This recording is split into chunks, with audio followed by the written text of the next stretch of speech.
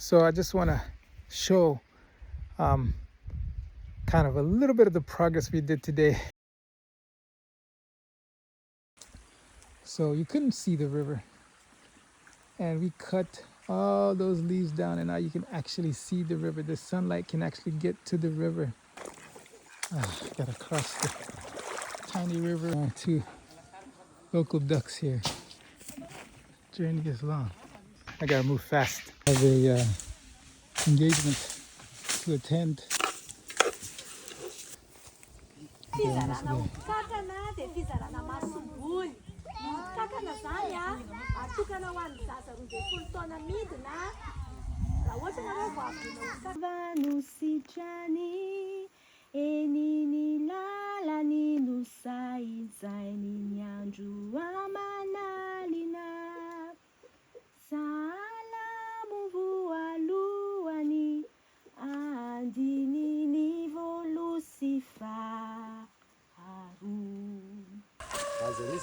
So instead of using expensive piping, we're going to cover the wires with rocks. So this is now he's filling the bags with the pre-made mixture of soil, or I could say sand, clay, and compost. This is a beautiful flower of the passion fruit vine. And here's the garden. It's been a few days since we transplanted these crops. And they're starting to stand up now. We've had to water them a couple times, and we had a good rain just now, maybe a couple hours ago. We built a table today, pure logs. It's a small woods, logs. But just trying to use what we have on the land. So I had my guy dig out an iron rod out the ground, and that thing was so hard to get out. He had to dig this gigantic hole. So this is my first attempt at manipulating, you could say, subduing the earth in terms of water. What I learned from this is God can teach us. He can teach us how to work. We don't necessarily need a textbook. I do try to read and I do try to study online, but the whole dam experiment was completely kind of, you could say, accidental or coincidental. I just needed to move some rocky dirt, and I noticed the rocky dirt actually works pretty well as a stoppage of water. So God can teach us, with our lives, with our experiences.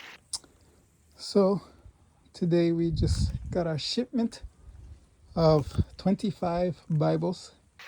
The day is done. Time to do some reports. I want to show you the river. But here it is. We finished the work. Sorry for my finger. Okay, my wife and I had a little quality time at the river. And then I forgot to finish recording, so I'm coming back. And here we are. A little bit cleaner now. So, it's interesting. Life is so interesting. Okay? They pulled up this ugly, dirty looking, I don't know what to call it, mud, whatever. It was looking nasty. This is clay. It was yuck, and I just threw it over here. I almost threw it away, but I just threw it here in a pile. And my wife tells me that it's actually good for treatment. It's a natural remedy. So you really can't judge books, things by their covers.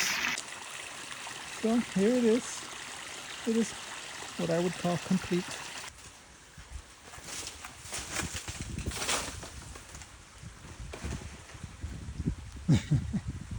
In America, we we buy all these special tools. It's been a day since we built this little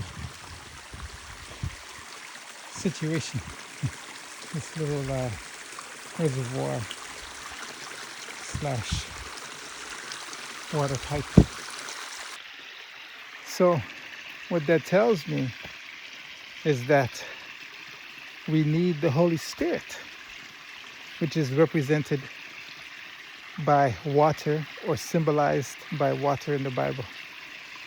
We need the Holy Spirit to constantly flow through us. We need to constantly be in the service of God by keeping His commandments, doing good to others. Doing these things will keep the Holy Spirit flowing through our lives and will slowly remove the impurities from our lives. It's Sabbath morning for me. I have packed 25 Bibles in here, thanks to those who donated. And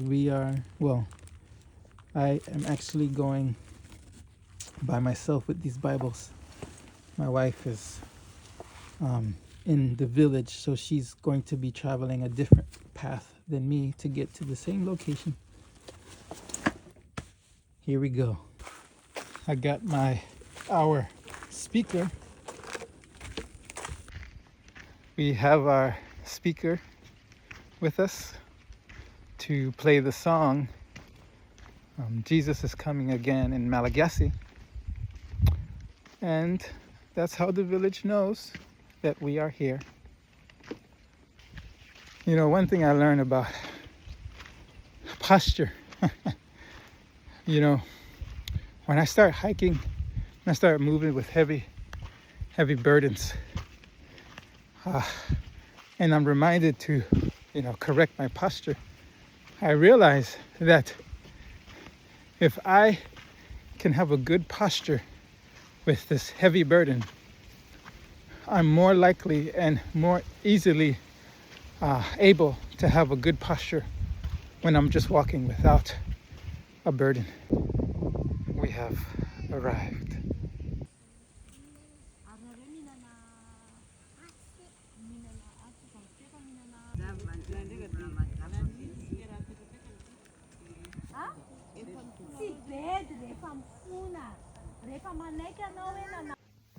This is day 3 of planting fruit trees.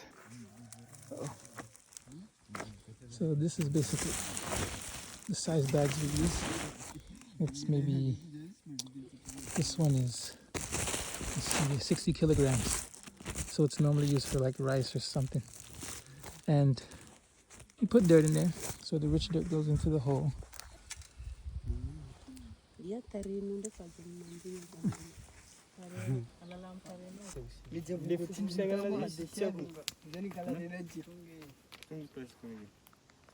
Okay, I'm gonna try and do this process start to finish.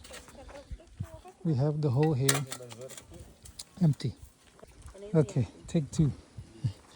I forgot some ingredients, so it's the second time around. So in this bag, we have rich dirt. All our ingredients are here. We have some rocks. We have our earth, sand, and clay. And we also have some earth that was taken out of the hole. And then our dressing. For today's hole, or for this hole, we have some weeds that came right from here, right from this land. We have some leaves from a tree that was cut down. We have some homemade compost, meaning we took all of our trash, put it in a hole, let it rot over time. And we have some cow poop, which is fully compostable, fully broken down now. But this will be our ingredients for this hole. So we're going to start with 1 bag of rich dirt.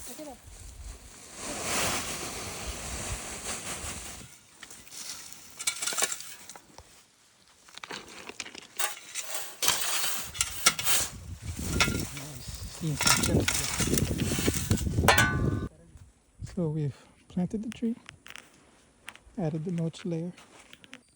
This tree is doing well because it was planted underneath some other trees, so it gets some shade.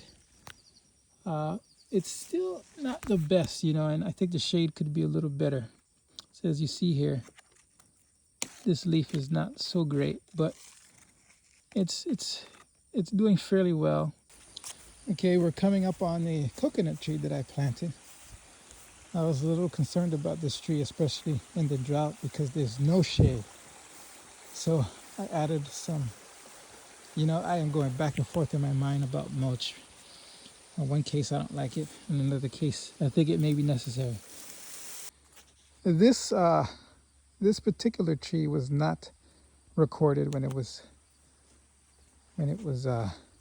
planted. I actually have two trees in this hole. This was an accident, so I just turned an accident into planting. So it's not perfect, and I think the reason why is this was planted, it didn't really get much water, and of course the hole was so big that we put a lot of, anyway, it's not that good. It's a jackfruit. It's struggling. This one is doing okay because I think it's in a better spot for shade. But so here we're coming up on one of my favorite trees, just because of the location. Really, it's the location that makes it my favorite. It's just kind of in the middle of nowhere with no other fruit trees around it. So it's also kind of decorative. And I did plant an aloe vera down here. Even the aloe vera is struggling. It's a cactus plant and it's struggling. Here's the other coconut tree we planted. I'm not quite sure if we got this on video. I don't remember getting it on video. But we planted this other coconut tree the same day we planted, or the same day we dealt with the first coconut tree that I showed you. You live and you learn. You know, you realize that you got to be careful. You know, you can have the right method of planting, digging the hole and all that, but what time of the year are you planting? How are the trees going to handle, you know, are they old enough to take the shift? You know, how much water are they getting? These are things that I think are important. So I did record these two holes being, I recorded that hole in particular, and then this hole I briefly showed on the camera. And these trees are actually, they were very sickly. They were very sickly. They were left in their seeding container. They were left for too long, and they were very weak when they started off. But they're getting back up to strength. I'm grateful to God for that. Although they do suffer transplant shock, it seems like they're able to manage themselves well. I have another jackfruit tree, and I tell you, I don't even want to put it on video. But here it is. Almost lost all its leaves. Jackfruit tree again. You know, it's the last few leaves left are just barely hanging on. Like, I would normally take this off, but it ain't got but 3 leaves left. Look at this dog. You see what I'm saying? That's not exactly a tree hole. That's actually, I desire to put a pumpkin in that hole, but look at this dog sitting on top of my prepared hole. See, this hole has stones, and I don't think they bother this hole too much. This is a pumpkin coming out. I believe I put a pumpkin in there, so it should be a pumpkin coming out. Can't quite tell just yet. You never know what you find in nature. I actually found this frog hiding in my papaya tree. Or we'll say God's papaya tree. It's like a baby frog. It's pretty friendly. And the fact that it stays in my hand. And the sugarcane plant is one of my workers just put it here. And he, you know, I was like, man, that's genius. As soon as he did it, I said, wow, that's genius. But because this water is constantly running, you can leave it in here and the water is always fresh. And look, roots are developing.